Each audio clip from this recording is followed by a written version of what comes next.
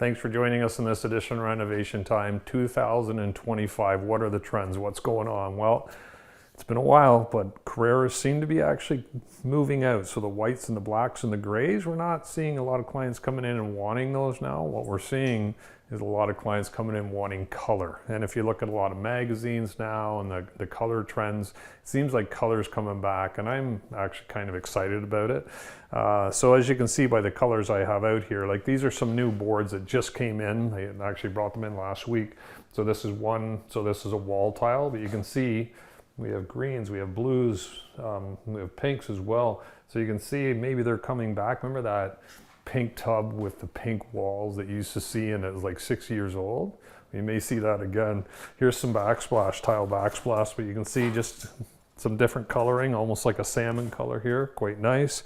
And for vanities as well. So we have these all in the showroom, which is great, so you can see them. But you can see we have some blues here, we have some moss grays, and then countertops too, just a little bit more depth, a little bit darker in some of them.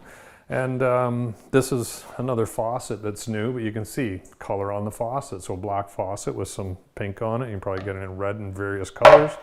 Vanities, earthy colors are back. So you're going to see some natural woods, and you're also going to see some colored vanities. Actually, here I got to show you this. This is really cool, but this is our kitchen supplier, but we can obviously do these in samples as vanities too. But look at the new colors.